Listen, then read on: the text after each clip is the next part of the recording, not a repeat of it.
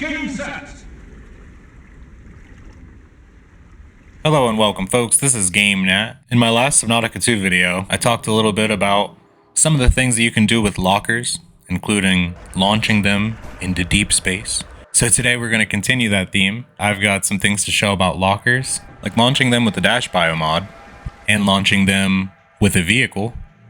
And I've got some fun little things to show off about the Scout Ray chassis, including but not limited to tadpole bumps and tadpole jumps. Also, the answer to the question that nobody's been asking, how many tadpoles can you fit on the top of the life pod? If you'd like to find out, stick around until the end of the video. If you enjoy this video, please remember to leave a like, and if you enjoy the way I make my content, please subscribe to my channel. My channel's very small, so every subscription goes a long way. Thank you so much. Enjoy. So first up here, I want to talk about launching the lockers with the dash biomod. And I'm putting this in the video more as a precautionary tale. If you're using the dash biomod and you are holding a locker and the things in that locker are important to you, don't dash toward the surface and then let go of the locker, because the physics does apply and you will fling the locker with the entire force of the dash. I did this a lot in creative mode just to get clips of it, but the first time I did it was obviously an accident, so it can happen, but I just wanted to put it in here just because it's hilarious. Now moving on, next up I want to talk about what happens if you hit the locker with the tadpole. If you get it at just the right angle, it shoots off until the edge of render basically. Luckily, as I said in my last video, if something does actually fling all the way to the edge of render, once you get up close to it again and it comes back into frame, it'll just stop all its momentum. So here I'm going to jump up towards that same locker from before.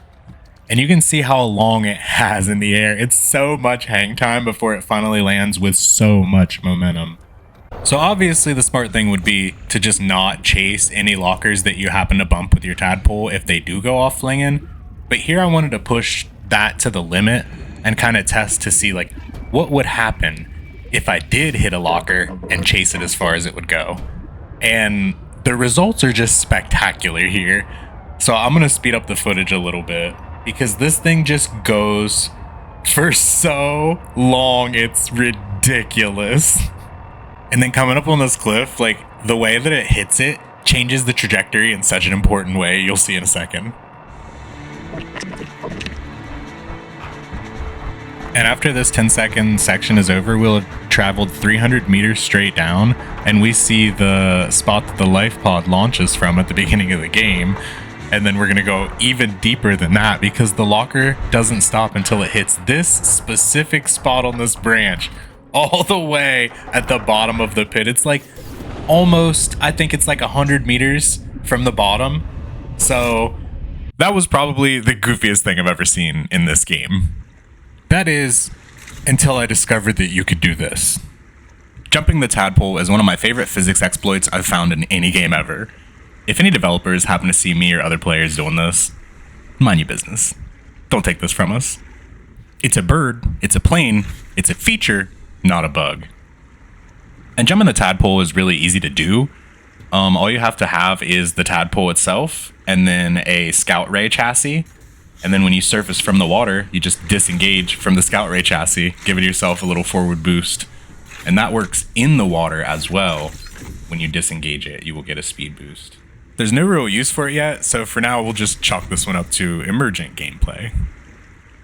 You can also bump into the Scout Ray chassis by disengaging from another one.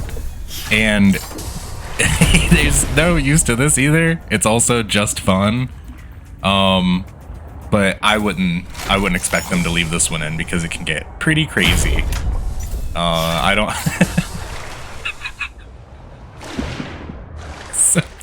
It's so hot, dude.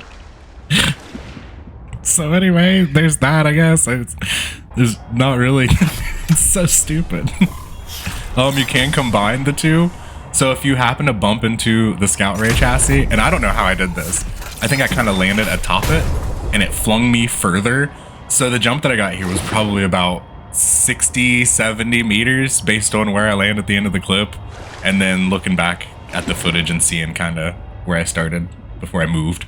The only real use I found for the Scout Ray bump is to arm your tadpoles that are already on top of your life pod. with a scout ray using a crazy trick shot, but it's not really worth it. It's not worth it at all. It's possible, but who's gonna do this? The scout ray bump is also strong enough to throw other tadpoles out of the water if you hit them near the surface, so that's just there, I guess, also. And finally, the question on nobody's mind, how many tadpoles will fit on top of the life pod? From my experience, it's about 7. I couldn't get any more than 7 because obviously they start to fall off. They start to interact with one another in unexpected ways while they're on top of the life pod, and it's just really hard to find a good landing spot, even when they're all armed with the scout ray chassis. You'll still kind of just fall off. I think you'd have to prepare them pretty well to get more than about 7. And here's a quick rundown of how you can get some of those on top of there yourself if you would like to for any reason at all, I guess. I mean, nobody wants to admit the 7 cans of ravioli, but I did. I'm ashamed of myself. But the first can doesn't count, and then you get to the second, and then the third, and the fourth and fifth I think I burned with the blowtorch, and then I just kept eating. And folks, that is all I have for you today. So if you enjoyed the video, please leave a like, please. And if you enjoy how I make my content, please subscribe to the channel. It would mean a lot. I'm a small channel and I'm just starting out. I would like to get more followers and more eyes on my videos and more of a reason to make the videos. So leave a comment. Tell me how you feel about it if you enjoyed it. If you didn't enjoy it, also leave a comment. Please be nice. I'm fragile. No, I'm not. I want to give a special shout out to my partner for helping me film some of these clips. I really enjoyed playing the game with you, babe.